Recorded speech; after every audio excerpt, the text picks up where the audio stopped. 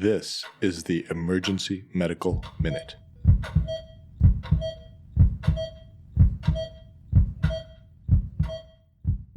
The Emergency Medical Minute is excited to announce that we are now offering AMA, PRA, Category 1 credits via online course modules.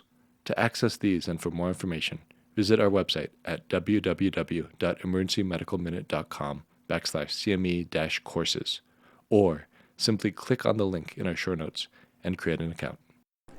All right. Good evening, everybody. So I was going to do a little kind of quick trauma topic. So there's this idea that elderly patients with rib fractures are very high risk and don't do well.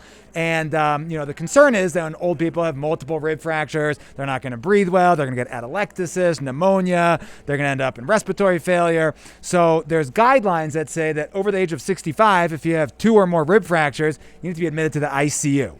So, that is a thing, and a lot of times that's what we do, but we've probably all had a lot of elderly patients who look very well, sometimes with 2, 3, 4 rib fractures, and we say, all right, does this person really need to go to the ICU when they're on room air and looking totally comfortable just because they have a couple rib fractures? So this data kind of comes back from, about probably 20, 30 years ago is when the data showed that old people with rib fractures do badly. So one of the things is that when we used to diagnose rib fractures, it was always on x-ray. And rib fractures that we see on x-rays are bigger, they're displaced. Now we CT almost all these patients, and we see these tiny non-displaced rib fractures. So the rib fractures that we're calling 2 rib fractures probably would never have been seen, 20 years ago. So that's one thing. The other thing is a lot of these patients in these studies that had bad outcomes also had multiple other injuries. We, pan scan somebody and all they have is 2 little rib fractures. They're probably not the same as someone who has 2 rib fractures and a bunch of other injuries. So there was a study done recently that looked at a registry of trauma patients across the country, and they looked at about 5,000 patients who were elderly and had multiple rib fractures. And actually, just looking at them, 3,000 of them got admitted just to a floor bed, not even to an ICU.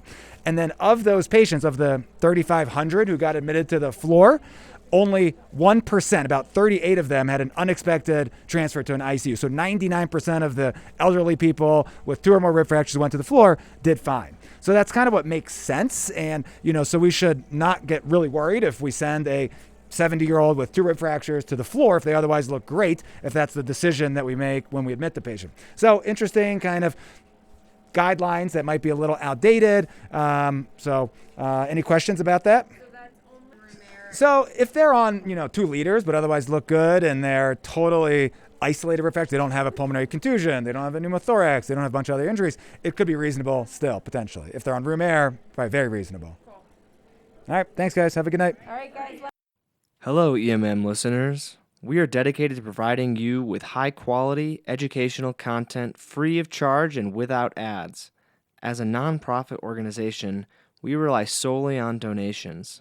So if you enjoy our show and are able to make a one-time or recurring donation to help cover our operational costs, any amount is helpful in making this show possible. Click the link in our show notes to make a donation. Thank you.